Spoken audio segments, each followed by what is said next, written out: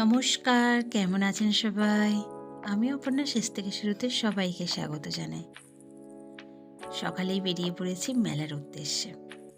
এখন আমি যাচ্ছি মাছের মেলাতে। মাছের মেলাটা হচ্ছে আদিসপ্তগ্রামের কেষ্টপুরে। বাড়ি থেকে আমাদের 3 কিলোমিটার হবে, আর ব্যান্ডেল স্টেশন থেকে হবে 3.5 কিলোমিটার। এখন আমি বাড়ির রাস্তা দিয়েই যাচ্ছি। এই রাস্তাটা আপনাদেরও চেনা। আগে আমি এই রাস্তা দিয়ে মগরায় গিয়েছিলাম। সাইডে দেখতে পাচ্ছেন বিশাল বড় একটা বজরংবলী মূর্তি বসানো আছে। এটা দেবানন্দপুরের রাস্তাটা চলে যাচ্ছে। তো লোকেশনটা এই জন্যই দেখাচ্ছি। আর এই যে বাঁ সাইডে ঢুকে যাচ্ছে রাস্তাটা, এটা শরৎচন্দ্রের জন্মস্থানের রাস্তা। এই সাইডে আমি সোজা যাব, কারণ এটা দেখলে তাড়াতাড়ি হবে। দেখুন তো কি সুন্দর, অপূর্ব সুন্দর সর্ষে ক্ষেত। বেশ ভালো লাগলো, তাই আপনাদের সাথেও শেয়ার করলাম। তো লোকেশনটা এই জন্যই শেয়ার করলাম। আপনারা যখন সামনের বছর কেউ আসতে চাইবেন, আপনাদের আশা করি অসুবিধা হবে না, লোকেশনটা দেখে আসতে পারবেন। চলুন এবার সোজা রাস্তায় এসে সাইডে বেঁকে এবার মাছের মেলাতে যাব। এসে গিয়েছি, আর 1 মিনিট লাগবে, মাছের মেলাতে চলে এসেছি। আর সব থেকে বড় কথা হচ্ছে, এখানে আসলে না আপনাদের কোনো অসুবিধা হবে না। এখানে গাড়ি নিয়ে আসলে গাড়ি রাখার ব্যবস্থা আছে, সুব্যবস্থা আছে। গাড়ি রাখার ব্যবস্থা বলতে, এখানে যে বাগান আছে, আম বাগান আছে, বা মানুষজনের যে বাড়ির সামনে যে পজিশনটা পড়ে থাকে, জায়গাটা আছে, সেই জায়গার মধ্যে আপনাদের গাড়ি রাখতে হবে। গাড়ি রাখার জন্য ওরা গ্যারেজ করে দেয়, আর তার পরিবর্তে কিছু টাকা দিতে হয়। তো এই দেখতে পাচ্ছেন বাগানের মধ্যে সব গ্যারেজ করে দিচ্ছে। ভালো মতন আপনারা গাড়ি রেখে নিশ্চিন্তে মেলাতে যেতে পারবেন। আর এই মেলাটা সকাল থেকে হয়, তো ভীষণ ভালো লাগে। তো চলুন মেলার কাছে এসে গেছি, মেলাতে যাব। আর মেলাতে যাবার এই যে মেলাটা হচ্ছে, মেলাটার মূল উদ্দেশ্যটা কিসের জন্য এই মেলাটা বসছে সেটাও বলবো। হ্যাঁ, বলাই বাহুল্য, এই যে দেখতে পাচ্ছেন এখানে প্রচুর মানুষজন বক্স বাজছে, এখানে পিকনিক করছে। এই মাছের মেলাতে পয়লা মাঘে যে মাছের মেলাটা হয়, আজকের দিনে এখানে প্রচুর লোক পিকনিক করতে আসে। আর পাশেই আছে সরস্বতী নদী। এই নদীর পাড়েতে বসেই সবাই পিকনিক করে। আর এই পিকনিকের জন্য দেখুন এখানেই বাজার পেয়ে যাবেন, আপনাদের এক্সট্রা করে কিছু আনতে হবে না। তো এখানে সবজি বাজার থেকে, মাছ বাজার থেকে সবই তো পাচ্ছেন। মাছের তো মেলা হচ্ছে, এখান থেকেই সব পেয়ে যাবেন। এক্সট্রা করে কিছু আনতে হবে না, শুধু একটু কষ্ট করে আসতে হবে। পাশেই পিকনিকের ব্যবস্থা করে নিতে পারবেন। তো চলুন মেলায় ঢুকে পড়েছি। আসল মেলাটার উদ্দেশ্য আমি বলি আপনাদের এবার। মেলাটা কার নামে কেন হচ্ছে, তো চলুন। মেলাটা হচ্ছে শ্রী শ্রী রঘুনাথ দাস গোস্বামী স্বর্ণোৎসব মেলা। এটা মাছের মেলা নামে পরিচিত। আর এটা হচ্ছে 516 বৎসর পদার্পণ করলো মেলাটা এই বৎসরে। এই মেলাটা প্রতি বছর পয়লা মাঘ মাসে হয়। শ্রী শ্রী রঘুনাথ দাস গোস্বামী ছিলেন মহাপ্রভুর বংশধর, এবং তিনি খুব জনপ্রিয় ছিলেন। তিনি মহাপ্রভুর কাছে অনেক অল্প বয়সে বৈষ্ণব দীক্ষা নেন, এবং একদিন তিনি এই কেষ্টপুরে যাবার পথে তার ভক্তর সঙ্গে আলোচনা করতে করতে ফেরেন, আমি ইলিশ মাছ খাবো। এবং ফিরে যখন আবদার শুনে, ভক্ত যখন শুনেছে যে আবদার করেছে ইলিশ মাছ খাবেন, কিন্তু এখন এই সময় ইলিশ মাছ কোথায় পাবেন তিনি? তো তার আবদার তার মাথায় ছিল, কিন্তু তিনি মেটানোর আশাটা করতে পারছিলেন না, কিভাবে মেটাবেন। তখন কিছু গ্রামবাসী দেখে নদীর জলে একটা ইলিশ মাছ ভাসছে। তখন তো মনের আশা পূর্ণ করতে পারলেন প্রভুর। তো ভক্তরা সেই মনের আশা পূর্ণ করেছেন, এবং সেই দিন থেকে এই মেলাটা অনুষ্ঠিত হচ্ছে। এটা যেহেতু গ্রামের মেলা, তো গ্রামে যেসব জিনিসের প্রয়োজন পড়ে, কিছু কিছু জিনিস এখানে বসেছে। দেখুন, এগুলোকে বলে ঝোড়া। যেটা আম গাছ আছে, তো আম গাছের জন্য প্রত্যেকটা জিনিস প্রয়োজনীয়। কুলোয়ারে দেখতে পেলেন। আর এখানে জানেন তো, প্রচুর জিলাপি, এই যে গজা দোকান প্রচুর বসেছে, প্রায় 15 থেকে 20টা। আমি সেটাই দেখলাম, অন্যান্য মেলাতে গেলে এত জিলাপি দোকান দেখতে পেয়েছেন, এখানে দেখেছে লাইন দিয়ে জিলাপি দোকান বসেছে। শুধু এখানেই শেষ না, মেলাটাও যেমন ভীষণ বড়ভাবে বসেছে, সেই রকম জিলাপি দোকানও প্রচুর বসেছে। জিলাপি কেন, প্রত্যেকটা দোকানই প্রচুর বসেছে। আপনারা যদি আসতে চান, এখানে ভীষণ ভালো লাগবে। এই মেলাতে আসলে আপনারা যেমন সুন্দরভাবে ঘুরতে পারবেন এবং পিকনিকও করে যেতে পারবেন। বললাম না পাশেই সরস্বতী নদী আছে, আপনাদের প্রয়োজনীয় জিনিসও এখান থেকে পেয়ে যাবেন, মানে আপনাদের কিছুই আনতে হবে না। চলুন ভেতরে যাওয়া যাক, আপনাদের আসল জায়গাটা আমি দেখাতে এবার নিয়ে যাব। প্রচুর সামনে ভিড় দেখতে পাচ্ছি, প্রচুর মানুষজন এখানে এসেছেন। তো চলুন এবার আমরা ভেতরে গিয়ে আসল জায়গাটা আমরা পৌঁছে। এই যে দূরে দেখাই যাচ্ছে সামনে, চলুন একটু ভিড় ঠেলে যাওয়াই যাক। লাইন পড়েছে দেখেছেন, প্রসাদ নেবার লাইন। আমি ভেবেছিলাম প্রথমে পুজো দেবার লাইন, বুঝতে পারিনি, তারপর দেখলাম যে এখানে প্রসাদ নেওয়ার লাইন পড়েছে। এই যে সামনে এবার যাব, সামনে গেট, চলুন ঢুকে যাই। তো ভেতরেই দেখতে পাচ্ছি যে এখানে হরিনাম হচ্ছে। হরিনাম যেহেতু হচ্ছে তো একটু দাঁড়িয়ে গেলাম শোনার জন্য, তারপরে বলি ব্যাক সাইডে গিয়ে আমি ঠাকুরের কাছে যাব। তো এখানে প্রত্যেকটা মানুষ বসে আছেন, তাদের সুন্দর মধুর কণ্ঠে এনার সঙ্গে মানে হরিনাম সংকীর্তন করছেন আর প্রত্যেকে শুনছেন। এত অপূর্ব সুন্দর দৃশ্য, সবার মনে এখন প্রভু বিরাজ করেছে। দেখুন কি অপূর্ব সুন্দর লাগছে না, দেখে সত্যি মনটা ভরে গেল। সকাল সকাল এত সুন্দর দৃশ্য এবং এত সুমধুর ওনার কণ্ঠের গান, সত্যি ভালো লাগলো। তো এবার আমি ঠাকুরের কাছে যাব, একটু দাঁড়িয়ে গেলাম, আমিও একটু দাঁড়িয়ে গেলাম শুনতে শুনতে। এখানে দাঁড়িয়ে থাকলে না মনটা সত্যি ভরে যাচ্ছে। তো চলুন ঠাকুরটা তবে দেখতেই হবে। এই যে চলে এসেছি, রঘুনাথ দাস গোস্বামী, ইনি হচ্ছেন আমাদের ঠাকুর। তো এনাকেই পূজিত করা হচ্ছে। জানেন তো এখানে না প্রত্যেকটা নিউজ চ্যানেল, বলবো না প্রায় নিউজ চ্যানেল থেকে, এখানে 3জন নিউজ চ্যানেল থেকে এসেছেন। তো এত এদিকে যে নাম হরিনাম সংকীর্তন হচ্ছে, তো আমার কাছে তখন স্পিকার নিয়ে, নাহলে আপনাদের এনার কথা শোনাতে পারতাম আমি।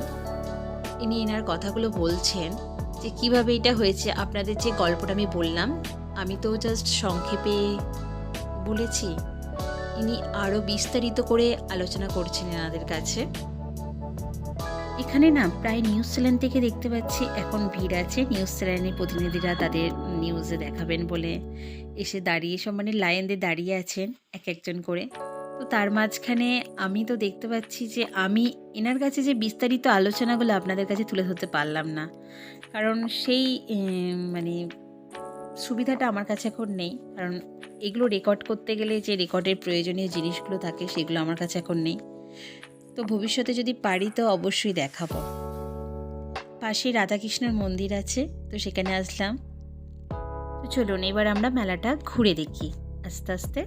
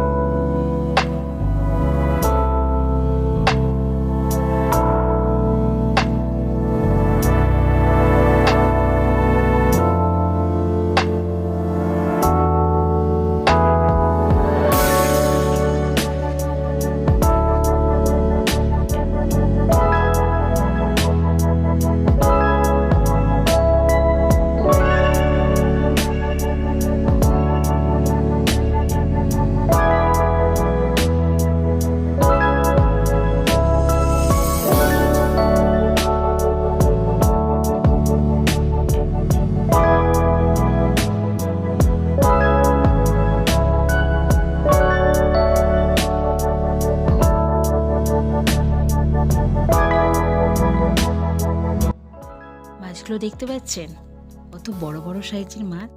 এই দেখুন ভেটকি মাছ, এক একটা ভেটকি মাছের এই যে চাকাগুলো দেখছেন কি বড় বড়। এটা 500 ওজনের বেশি আছে, না 500 গ্রামের বেশি আছে। 500 ওজন বলতে 500 গ্রামের বেশি আছে। মাছগুলো কিন্তু বিশাল বড় বড় আছে। এখানে বড় মাছটাই বেশি আসে, প্রত্যেকটা মানে মাছের ওজন 1 কেজির ওপরে তো হতেই হবে। এই যে সাইটিং আছে, রুই, কাতলা, আর এখানে আজকের দিনে বেশি মানে মাছ হচ্ছে ভেটকি মাছ। ভেটকি মাছের একটু এখানে বেশি দেখছি আমদানিটা আছে। আর মাছকে পুজো করেই কিন্তু তবে মানে এখানে মাছটা রেখেছে, দেখতে পাচ্ছেন? এই যে মালাপুরি পুজো করেছে, দেখতে পাচ্ছেন তো? মানে আপনারা প্রথমে আসলেন একটু অবাকই হবেন, আর যারা এটা দেখছেন তাদের ভীষণ ভালো লাগবে যে মাছকে এত মানে পুজো টুজো করে আবার মাছকে বিক্রি করা হচ্ছে। প্রত্যেকটা মাছের দোকানের সামনে উপচে পড়া ভিড়, মানে একটু যে দাঁড়াবো তার উপায় নেই, প্রচুর ভিড়। আমি তাই জন্য সাইডে আসলাম, এসে আপনাদের লম্বা করে দেখিয়ে দিলাম কতজন বসেছে। প্রত্যেকটা মাছ দোকানের সামনে যাওয়া যাচ্ছে না, না এত ভিড়। তো প্রত্যেকেরই তো মাছ কেনার ইচ্ছা, আর প্রত্যেকের দেখারও ইচ্ছা আছে কিছু জনের। আর জানেন তো, এই মাছ কিনে নিয়ে গিয়ে খেলে অন্যরকম স্বাদ।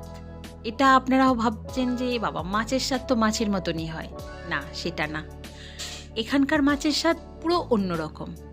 এই মাছটা কিনে নিয়ে গিয়ে আপনি খাবেন, আর এমনি বাজার থেকে মাছ কিনে এনে খাবেন, সম্পূর্ণ আলাদা টেস্ট। এখানকার মাছ যত টাটকাই হোক আর যত মানে সেই পচে যাওয়া মাছ হোক, তার টেস্টটাই অন্যরকম। এই কারণেই তো এত উপচে পড়া ভিড়, এত সুন্দর টেস্ট কি বলবো। আর 1 বছর যদি এই মাছ কিনে নিয়ে গিয়ে খান, এই বছরটার জন্য আর 1 বছর অপেক্ষা করবেন যে সামনের বছর আমরা মাছ কিনে নিয়ে এসে খাবো। এত সুন্দর টেস্ট এই মাছের। এই বছরেও আমরা গিয়েছিলাম এবং মাছ নিয়ে এসেছি। আমি সাইটিং মাছটা নিয়েছিলাম, এই যে এই মাছটা আমি নিয়েছিলাম এই দাদার কাছ থেকে।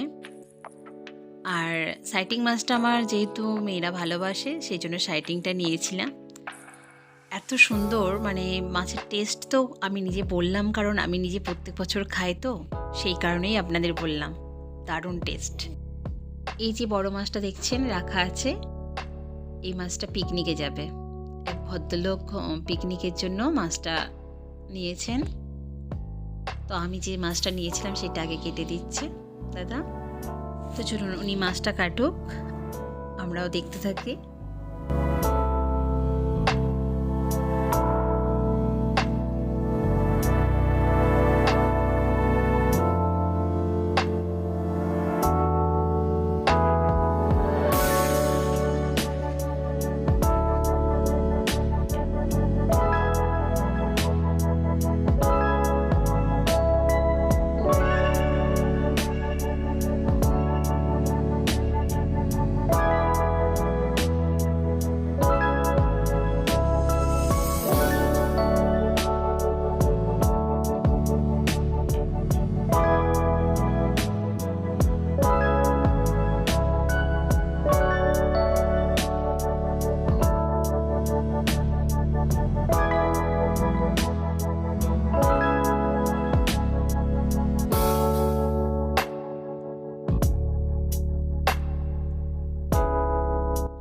তো চলুন, মাছ নেওয়া হয়ে গেছে। দেখুন ইলিশ মাছের কাছে চলে এসেছি।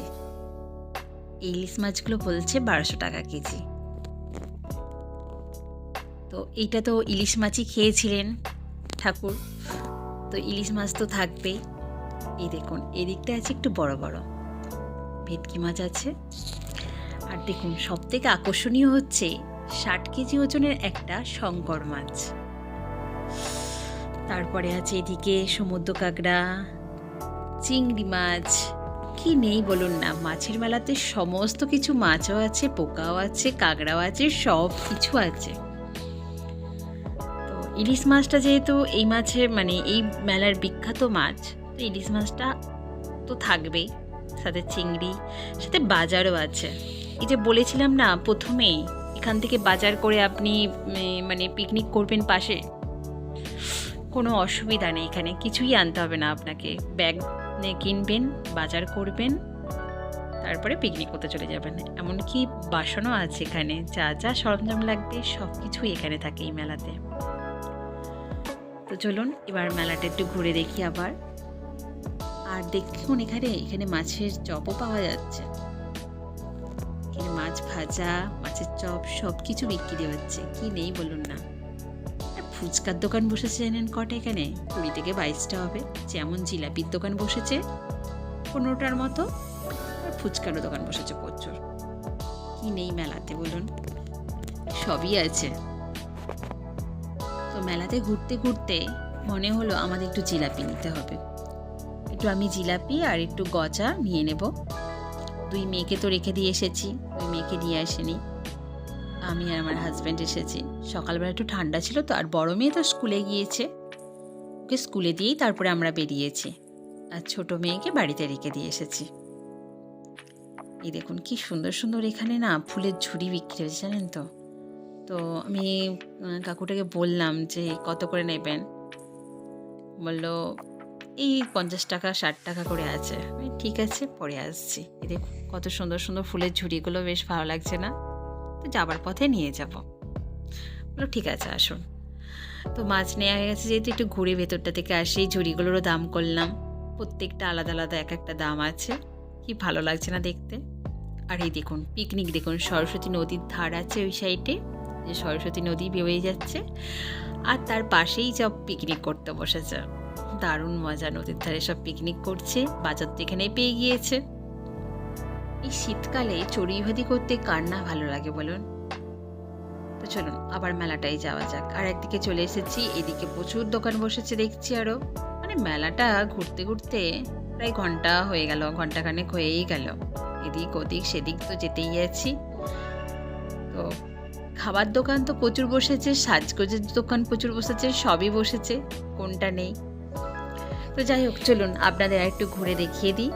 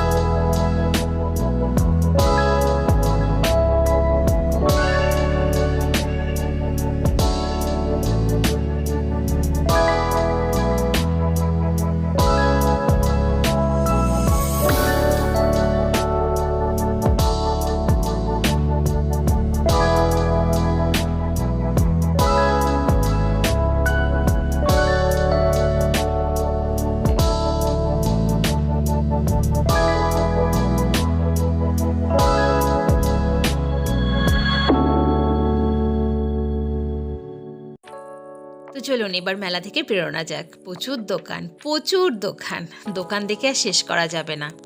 আশা করি আপনাদের খুব ভালো লেগেছে। আমার তো ভীষণ ভালো লেগেছে মেলাতে এসে, আপনাদের মনে হয় ভীষণ ভালো লাগবে। তো চলুন আবার অন্য কোনো ব্লগে দেখা হবে। সবাই ভালো থাকবেন, সুস্থ থাকবেন, সাবধানে থাকবেন। আবার নতুন ব্লগে আপনাদের সাথে দেখা হবে। এত ঠান্ডা পড়েছে আজকে না, তার মধ্যে তো আকাশটা মেঘলা, প্রচুর ঠান্ডা লাগছে। তো আমার ব্লগটা ভালো লাগলে অবশ্যই একটা লাইক করবেন। আবার অন্য কোনো ব্লগে দেখা হচ্ছে। সবাই ভালো থাকবেন, সুস্থ থাকবেন, সাবধানে থাকবেন।